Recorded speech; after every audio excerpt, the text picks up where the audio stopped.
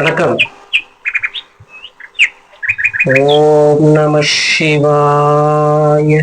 ஓம் சிவாய விஷ்ணுரூபாய விஷ்ணுவே சிவரூபிணே நமஸ்தே சிவ விஷ்ணுரூபாய நமஸ்தே சர்வரூபிணே. வணக்கம், நான் உங்கள் ஜோதிடர் சசிகுமாரன். இன்றைக்கு நாம ஜோதிடத்தில் இருக்கக்கூடிய விஷயத்த பார்க்கலாம்.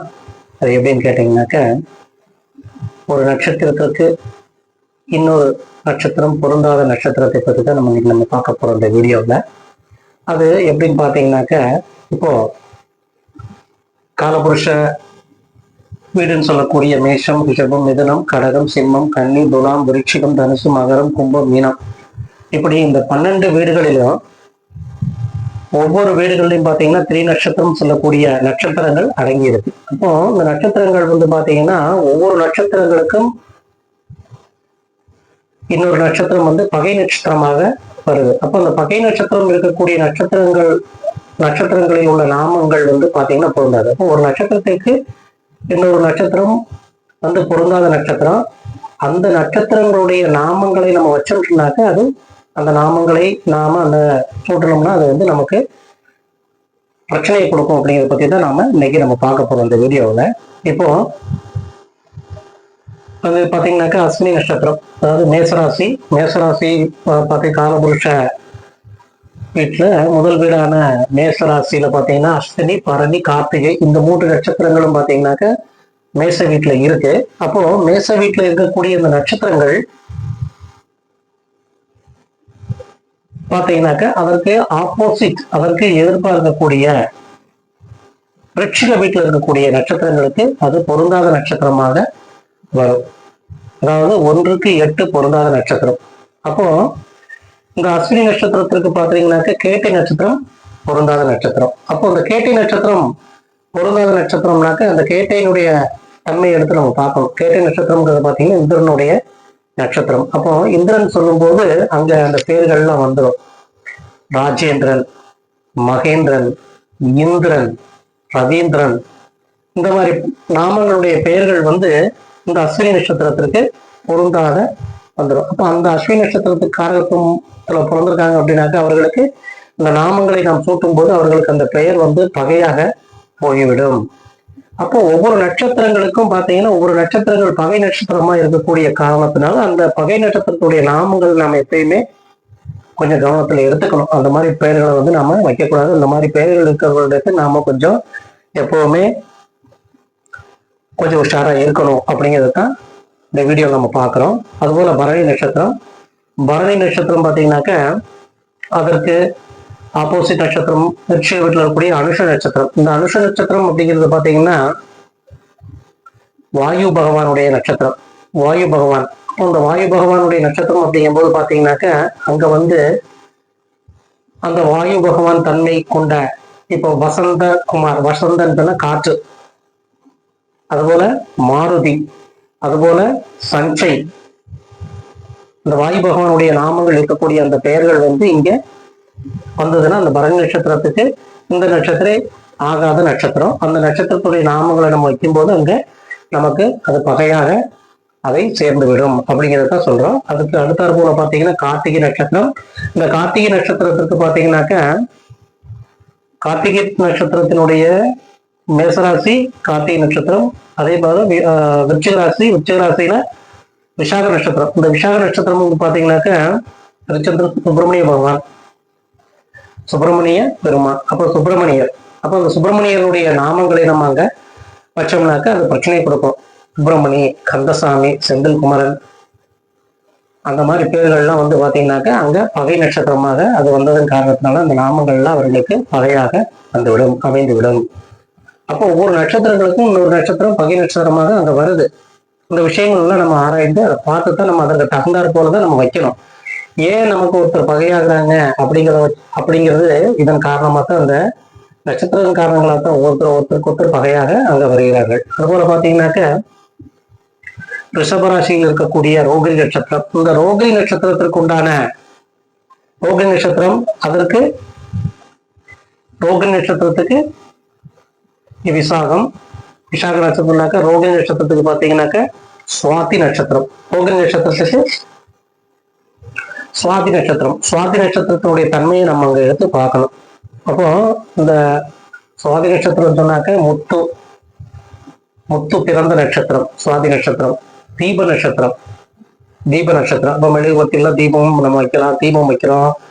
அந்த மாதிரியான பார்த்தீங்கன்னா விளக்கு, அது போன்ற பார்த்தீங்கன்னாக்க இந்த பருத்தி, தியாகம் சம்பந்தப்பட்ட விஷயங்கள் அனைத்துமே. இப்போ ஒரு விளக்கு வந்து எரிந்து சுடர் விட்டு எரிந்து தன்னுடைய வெளிச்சத்தை கொடுத்து அது தன்னையே இது பண்ணிக்கிறது அப்படிங்கிறது தியாக நட்சத்திரம். அப்போ இந்த சுவாதி நட்சத்திரம் வந்து ரோகிணி நட்சத்திரத்துக்கு சுவாதி நட்சத்திரம் பகை. அப்போ அந்த நாமங்களை எல்லாம் நம்ம அங்க வச்சோம்னாக்கா இப்போ செம்பருத்தி, அது போல முத்து, தீபலட்சுமி போன்ற நாமங்கள் எல்லாமே அங்க வந்து இந்த லட்சுமி பேர் கொண்ட நாமங்கள் எல்லாமே அங்க பகையாக வந்துவிடும் அப்படிங்கிறத நம்ம சொல்லலாம். அதுபோல அடுத்து நம்ம மிருகசீரிஷ நட்சத்திரம். மிருகசீரிஷ நட்சத்திரத்துக்கு சித்திரை நட்சத்திரம் வந்து அங்கே பகை நட்சத்திரமாக வருகிறது. அப்போ மிருகசீரிஷ நட்சத்திரம் என்பது பார்த்தீங்கன்னா சந்திரனுடைய நாமம் கொண்டது. சித்திரை நட்சத்திரம் என்பது பார்த்தீங்கன்னாக்க விஸ்வகர்மா, சந்திரன் போன்ற நாமங்கள் அங்க நாம அந்த பெயர் நாமங்கள்ல இங்கே பகையாக மிருகசீரிஷ நட்சத்திரத்துக்கு சித்திரை நட்சத்திரம் வந்து பகை நட்சத்திரமாக அங்கே வந்துடும். அதுபோல திருவாதிரை நட்சத்திரம். திருவாதிரை நட்சத்திரத்துக்கு நம்ம பார்த்துட்டோம்னா மிருகசீரிஷம் பார்த்தாச்சு. அது திருவாதிரை நட்சத்திரம் பார்த்தோம்னாக்க திருவாதிரை நட்சத்திரத்துக்கு இங்கே திருவோண நட்சத்திரம். திருவாதிரை நட்சத்திரத்துக்கு திருவோண நட்சத்திரம் வந்து பகை நட்சத்திரம். அப்ப திருவோண நட்சத்திரங்கிறது பாத்தீங்கன்னாக்க பெருமானுடைய பெயர்கள் அங்கே வந்து பகையாக வந்துவிடும். அப்போ அந்த திருவாதிரை நட்சத்திரம் என்பது பாத்தீங்கன்னாக்க சிவனுடைய நட்சத்திரம். திருவோண நட்சத்திரம் விஷ்ணு பகவானுடைய திருவிக்கிரம பெருமான், விஷ்ணு பரமாத்மா அவருடைய பெயராக அங்க வருவதனால அது பகை நட்சத்திரமாக மாறிவிடும். இந்த இடத்துல நம்ம பார்த்தோம்னாக்க மிதுன வீடுன்னு நம்ம பார்த்தோம்னாக்க காற்று வீடு. காற்று வீடுன்னு சொல்லும் போது பாத்தீங்கன்னாக்க திருவாதிரை நட்சத்திரம் வந்து சிவனுடையது. சிவன் வந்து பாத்தீங்கன்னாக்க ஜீவாத்மாவாகவும், திருவோண நட்சத்திரம் என்பது பாத்தீங்கன்னாக்க விஷ்ணுவுடைய பெயர் பரமாத்மாவும் வருகிறது. இந்த ஜீவாத்மா பரமாத்மா என்னைக்கே பாத்தீங்கன்னாக்க ஒன்றை கொண்டு பகை. அதனால திருவாதிரை நட்சத்திரம் திருவோண நட்சத்திரத்திற்கு பகை நட்சத்திரமாக அங்கே வருகிறது. அதுபோல அதுக்கடுத்த போல புனர்பூஷ நட்சத்திரம். இந்த புனர்பூஷ நட்சத்திரத்திற்கு பார்த்தோம்னாக்க உத்திராட நட்சத்திரம் வந்து அங்கே பகை நட்சத்திரமாக வருகிறது. அந்த புனர்பூஷத்திற்கு இந்த உத்திராடம் என்பது பார்த்தீங்கன்னா விநாயகருடைய நட்சத்திரம். இந்த விநாயகருடைய நட்சத்திரம் வந்து இங்கே பகை நட்சத்திரமாக வருகிறது. அதுபோல பூஷ நட்சத்திரம். பூச நட்சத்திரத்திற்கு போராட நட்சத்திரம் வந்து பகை நட்சத்திரமாகவும், போராடம் என்பது அர்ஜுனன் வருண பகவானுடைய நட்சத்திரம். இந்த பூச நட்சத்திரம்ங்கிறது சனியுடைய நட்சத்திரம். அப்போ இந்த பூச நட்சத்திரத்துக்கு போராட நட்சத்திரம் வந்து அங்கே பகை நட்சத்திரமாக வருகிறது. இங்கே பார்த்தோம்னாக்க நம்ம அந்த அர்ஜுனனுடைய நாமங்கள், அதுபோன்று வருண பகவான் சொல்லக்கூடிய மேகநாதன் போன்ற நாமங்கள் எல்லாமே இந்த வீட்டிற்கு பகை நட்சத்திரமாக வந்துவிடும். அதுபோல் ஆயிலை நட்சத்திரத்துக்கு மூல நட்சத்திரம் பகை நட்சத்திரம். அங்கே அனுமன் மூல நட்சத்திரம் சொன்னாலே அனுமனுடைய பெயர். அப்போ அனுமன் சம்பந்தப்பட்ட பெயர்கள் இங்கே வரும்பொழுது அங்கே பகை நட்சத்திரமாக அது மாறிவிடுகிறது. இதுபோல மகம் நட்சத்திரத்திற்கு ரேவதி நட்சத்திரம் பகை நட்சத்திரம். அப்போ அந்த ரேவதி நட்சத்திரம் என்பது காலத்தினுடைய நட்சத்திரம், பூக்களுடைய நட்சத்திரம். அதாவது ரேவதி என்பது பாத்தீங்கன்னாக்க பூந்தோட்டம், கார்டன் சம்பந்தப்பட்ட விஷயங்கள். அப்போ மகம் நட்சத்திரம் வந்து பாத்தீங்கன்னா ரேவதி நட்சத்திரத்துக்கு பகை நட்சத்திரமாக அங்கே வந்து விடுகிறது. அதுபோல பூர்வ நட்சத்திரத்திற்கு உத்திரட்டாதி நட்சத்திரம் பகை நட்சத்திரமாக அங்கே வந்துவிடும். அதுபோன்று உத்திரம் நட்சத்திரத்திற்கு பூரட்டாதி நட்சத்திரம் அங்கே பகை நட்சத்திரமாக வந்துவிடும். அப்போ இந்த பூரட்டாதி நட்சத்திரம் என்பது பாத்தீங்கன்னாக்க தங்கம், குபேரனுடைய நட்சத்திரம். அப்போ இந்த செல்வத்தின் பெயர்கள் எல்லாம் இங்கே வரும்போது அது அங்க பகை நட்சத்திரமாக அங்கே வந்துவிடும். இப்போ ஒவ்வொரு நட்சத்திரங்களுக்கும் ஒவ்வொரு நட்சத்திரம் பகை நட்சத்திரமாக வரும் பொழுது அந்த பகை நட்சத்திரத்தினுடைய நாமங்களை அங்கு நாம் அங்கு அந்த பகை நட்சத்திரத்துடைய நாமங்கள் நம்முடன் சேரும் பொழுதோ அல்லது நாம் வைக்கும் பொழுதோ அந்த பகை நட்சத்திரங்கள் நமக்கு கெடுதல் செய்யக்கூடிய விஷயமாக அங்கே நமக்கு அமைந்து விடுகிறது. அப்போ ஒவ்வொரு நட்சத்திரங்களுக்கும் பகை நட்சத்திரத்தை வைத்து பகை நட்சத்திரங்களை நாம் பார்த்துதான் ஒவ்வொரு விஷயங்களையும் நாம் செய்ய வேண்டும். பொதுவாக வந்து பாத்தீங்கன்னாக்க இதுல வந்து தாராபலன்களையும் நாம எடுத்துக்கணும். பொதுவாக வந்து பாத்தீங்கன்னாக்க 1வது தாரா அப்படின்னு சொல்லக்கூடிய பாத்தீங்கன்னாக்க தனதார அந்த விஷயங்கள் எல்லாம் நமக்கு டென்ஷன் தான், டென்ஷனை கொடுக்கக்கூடியது. 2வது நட்சத்திரம் பாத்தீங்கன்னாக்க நமக்கு அனுகூலத்தை தரக்கூடியது. 1வது நட்சத்திரம் வந்து தனதா 1வது நட்சத்திரம் நமக்கு டென்ஷனை கொடுக்கும். 2வது நட்சத்திரம் அனுகூலத்தை நமக்கு கொடுக்கக்கூடியது. 3வது நட்சத்திரம் நமக்கு விபத்தை கொடுக்கக்கூடிய நட்சத்திரம். 4வது நட்சத்திரம் ஷேம நட்சத்திரம். அதுல வந்து பாத்தீங்கன்னாக்க சுகம் நட்சத்திரம். 5வது நட்சத்திரம் வந்து பாத்தீங்கன்னாக்க காரியம் நாசம். 5வது நட்சத்திரம் வந்து காரிய நாசம் நட்சத்திரம். 6வது நட்சத்திரம் அதாவது 1 2 3 4 5 6வது நட்சத்திரம். 6வது நட்சத்திரம் வந்து பாத்தீங்கன்னாக்க நமக்கு சாதகமான நட்சத்திரம், அஸ்வினிக்கு சாதகமான நட்சத்திரம்.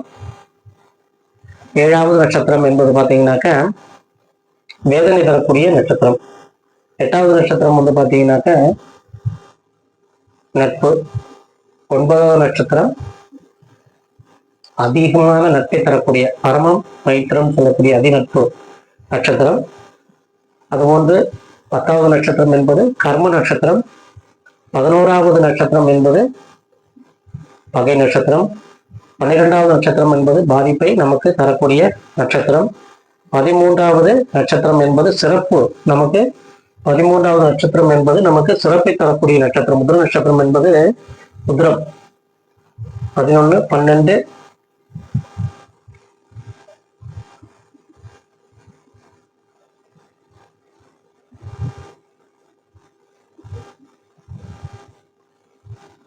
நமக்கு வந்து சிறப்பை தரக்கூடிய நட்சத்திரம். அதுபோன்று பாத்தீங்கன்னாக்க இந்த 14 நட்சத்திரம் என்பது பாத்தீங்கன்னாக்க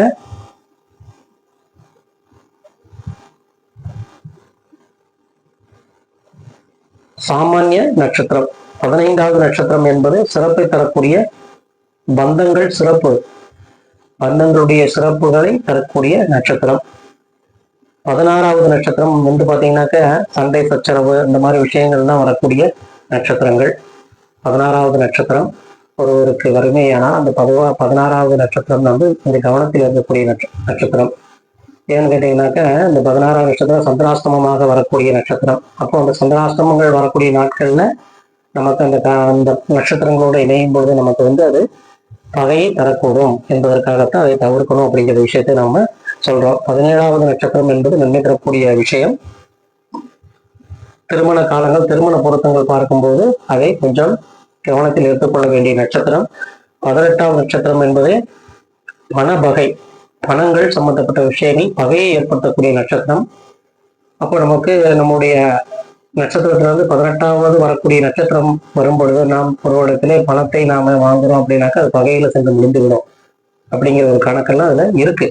அதை நம்ம கவனத்தில் நம்ம எடுத்துக்கொண்டு அதை பார்க்க வேண்டும். 19வது நட்சத்திரம் என்பது ஆதான நட்சத்திரம். 19வது நட்சத்திரம் என்பது ஆதானம், ஆதங்க நட்சத்திரம். 20வது நட்சத்திரம் என்பது சுப நட்சத்திரம். 20வது வரக்கூடியது சுப நட்சத்திரம். 21 வேண்டாத சாதனைகள் செய்யக்கூடிய நட்சத்திரம்.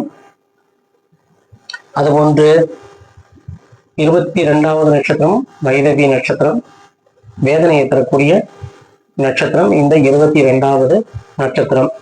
23வது நட்சத்திரம் 23வது நட்சத்திரம் ஆகிய அவிட்ட நட்சத்திரம் காரிய விக்ன நட்சத்திரம்.